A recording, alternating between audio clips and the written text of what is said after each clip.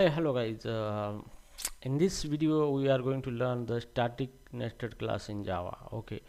और second thing accessing outer class member in static inner class, ये दो point आज के वीडियो में हम डिस्कस करेंगे और प्रैक्टिकली भी देखेंगे किस तरीके से ये वर्क होते हैं यहाँ पे। ठीक है, तो इससे पहले भी हमने देखा था कि क्लास के अंदर जो मेंबर होते हैं वो मेंबर के ओनर दो होते हैं, एक होता है क्लास होता है और दूसरा होता है ऑब्जेक्ट होता है।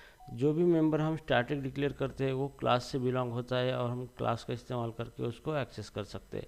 तो हम अभी क्लास के अंदर नया क्लास बनाएंगे और वो स्टैटिक क्लास बनाएंगे ताकि वो क्लास आउटर क्लास से बिलोंग होगा, ना कि उसके ऑब्जेक्ट से। ठीक है, तो अभी चलो इसको किस तरीके से करते हैं ये देखेंगे। तो ये मेरा ऑलरेडी क्लास मैंने बना के रखा है यहाँ पे, तो मैं यहाँ पे स्टैटिक क्लास क्रिएट कर सकता हूँ। स्टैटिक स्टैटिक स्टैटिक क्लास, यहाँ पे इनर क्लास। ठीक है, तो this is a static class. Okay, static inner class है। ठीक है, अब इस क्लास का और ये डेमो के ऑब्जेक्ट का कोई संबंध नहीं है, तो ये भी एक मेंबर हो गया क्लास का। ये क्लास है और क्लास का ये मेंबर हो गया यहाँ पे।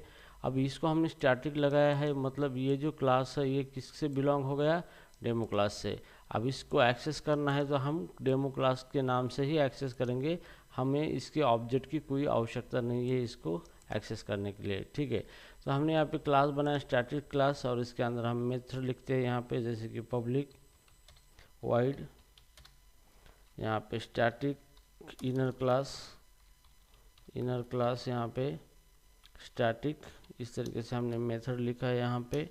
और यहाँ पे हम कुछ मैसेज प्रिंट करने देंगे यहाँ पे। ठीक है, तो यहाँ पे स्टैटिक इनर क्लास।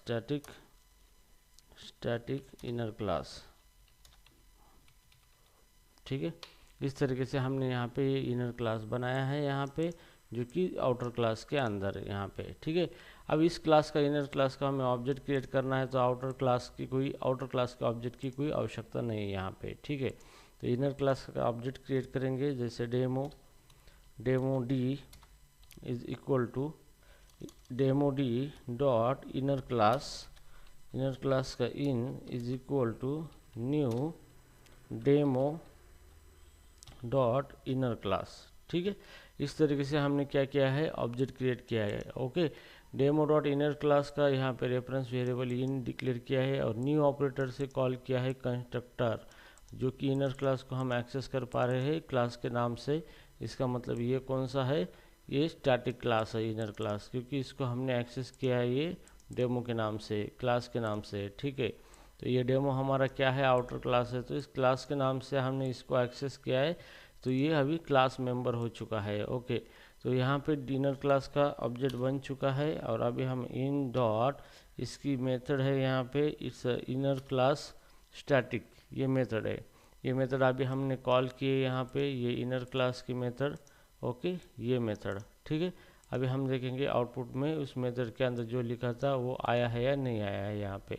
तो रन एज जावा एप्लीकेशन करेंगे और स्टैटिक इनर क्लास यहाँ पे आउटपुट आया है।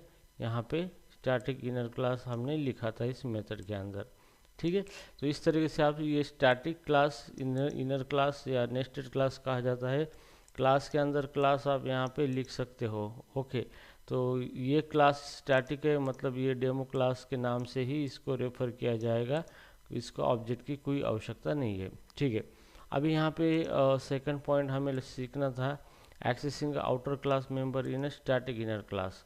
तो स्टैटिक इनर क्लास जो होता है यहाँ पे, ये आउटर क्लास जो है डेमो, उसके मेंबर इजीली एक्सेस करता है। ठीक है, तो जैसे कि मैं यहाँ पे लिखता हूँ string name is equal to Pinky, मैंने यहाँ पे नेम इक्वल टू पिंकी दिया है, तो ये आउटर क्लास जो है ये उसके ऑब्जेक्ट की प्रॉपर्टी हो चुकी है अभी। ओके, क्योंकि इसको मैंने स्टैटिक नहीं लगाया है, अगर स्टैटिक लगाता तो ये डेमो की प्रॉपर्टी होती थी।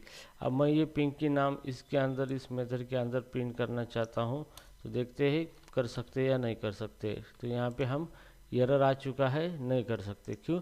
क्योंकि जो भी स्टैटिक क्लास होता है, नेस्टेड स्टैटिक क्लास, वो सिर्फ static member of outer class के ही एक्सेस कर सकता है, otherwise non static member access नहीं कर सकता है। तो यहाँ पे स्ट्रिंग नेम लिखा है हमने, ये नॉन स्टैटिक मेंबर है, this is called as a non static. Non static member. Okay, तो मतलब यहाँ पे क्या होता है कि इनर क्लास क्रिएट करने के लिए हमें ऑब्जेक्ट की कोई आवश्यकता नहीं है, लेकिन ऑब्जेक्ट की ये प्रॉपर्टी हम इनर क्लास के अंदर नहीं यूज़ कर सकते, ठीक है। तो उसका ये रीज़न है यहाँ पे। तो आपको समझना पड़ेगा कि इनर क्लास जो है वो आउटर क्लास की ओनली स्टैटिक प्रॉपर्टी ही क्या करता है, एक्सेस करता है। तो इसको हमें स्टैटिक लगाना पड़ेगा यहाँ पे, स्टैटिक। जैसे हम स्टैटिक करेंगे तो ये क्या होगा, अभी वर्क होगा यहाँ पे, ठीक है। तो यहाँ पे इसको हमने स्टैटिक मेंबर बनाया है। तो स्टैटिक अगर है तो इसका मतलब ऑब्जेक्ट की कोई आवश्यकता नहीं है, क्लास के नाम से काम चल जाएगा, ठीक है। तो अभी हम यहाँ पे आउटपुट देखते हैं, यहाँ पे क्या आउटपुट आता है इस तरीके से। तो आउटपुट पिंकी आना चाहिए यहाँ पे, पिंकी, जो कि आउटर क्लास की जो प्रॉपर्टी है पिंकी, हमने डायरेक्टली प्रिंट कर दिए इनर क्लास के अंदर। लेकिन एक चीज़ हमेशा ध्यान में रखना है आपको, आउटर क्लास की ओनली स्टैटिक मेंबर ही इनर क्लास के अंदर आप एक्सेस कर सकते हो, अदरवाइज नहीं कर सकते, ठीक है। तो इसको प्रिंट करना है तो आपको आउटर क्लास का डेमो नाम है वो लेना है और डॉट प्रॉपर्टी नेम लेना है, ये वैलिड एक्सप्रेशन है, ठीक है। तो यहाँ से पता चलता है कि ये जो नेम किसका यूज़ हो रहा है, ये डेमो का यूज़ हो रहा है। तो डेमो की ये प्रॉपर्टी है यहाँ पे, ठीक है। तो डेमो क्लास के दो मेंबर है, स्टैटिक स्ट्रिंग नेम एक और ये क्लास एक, ये भी एक मेंबर है डेमो क्लास का, ठीक है। तो इस क्लास के अंदर आप आउटर क्लास के स्टैटिक मेंबर ही एक्सेस कर सकते हो, non static member outer class के आप एक्सेस नहीं कर सकते, ठीक है। तो ये चीज़ आपको ध्यान में रखना है। और आप यहाँ पे स्टैटिक क्लास के अंदर नॉन स्टैटिक मेंबर डिक्लेयर भी कर सकते हो, कोई प्रॉब्लम नहीं है। तो यहाँ पे स्ट्रिंग, यहाँ पे name, string name is equal to Raju. तो मैंने यहाँ पे राजू दे दिया, यहाँ पे नेम इक्वल टू राजू, इस तरीके से, ठीक है। अगर मैं यहाँ पे ये जो डेमो नहीं यहाँ पे लिखता हूँ, यहाँ पे सिर्फ नेम प्रिंट करता हूँ यहाँ पे, तो यहाँ पे एम्बिगुइटी हो सकती थी, क्योंकि यहाँ पर भी नेम है और आउटर क्लास का भी नेम है, लेकिन वो पहले अपने नियरेस्ट स्कोप का क्या करता है, वेरिएबल यूज़ करता है। तो यहाँ पे ये नेम रेफर करेगा अपने क्लास का, ठीक है। तो यहाँ पे इसको प्रिंट करेंगे यहाँ, तो यहाँ पे आपको आउटपुट राजू मिलेगा, यहाँ पे राजू, ठीक है। तो आपको यहाँ पे नेम, ये नेम जो है इनर क्लास का नेम नहीं प्रिंट करना है, आउटर क्लास का नेम प्रिंट करना है आपको। तो आपको यहाँ पे क्लास का नाम देना पड़ेगा इस तरीके से, डेमो डॉट नेम।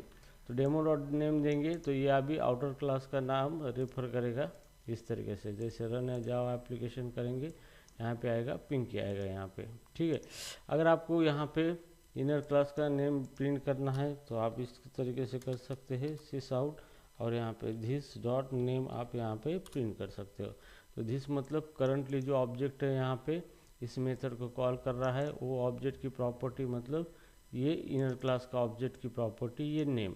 तो ये नेम यहाँ पे प्रिंट हो रहा है आपको, ठीक है। तो यहाँ पे आप ये जो एम्बिगुइटी हो रही थी सेम नेम की दोनों क्लास के अंदर, तो ये अभी रिजॉल्व हो चुकी है, ठीक है। तो अभी यहाँ पे हम इसको रन करेंगे और राजू और पिंकी ये दो आउटपुट आपको मिलेंगे यहाँ पे, पिंकी और राजू, ओके। तो दोनों को भी आप इस तरीके से एक्सेस कर सकते हो यहाँ पे, ठीक है। तो गाइस ये कंसेप्ट बहुत इंपॉर्टेंट है इंटरव्यू के पर्सपेक्टिव के लिए और जावा के ऊपर काम करने के लिए भी। तो आपको ये सारी चीज़ें पता होना ज़रूरी है यहाँ पे, ठीक है। तो wish you in this video बस इतना ही, और we will see in next video, okay. हाँ, दूसरे वीडियो में हम अभी देखेंगे। और यहाँ पे ये जो मैंने आपको बताया है ये चीज़ ध्यान में रखिए, इंटरव्यू में काम आ जाएगा और लाइव प्रोजेक्ट पे वर्क करने के लिए भी काम आ जाएगा, okay guys. I hope you understand the today's video lecture and I wish you all the best. Thank you so much.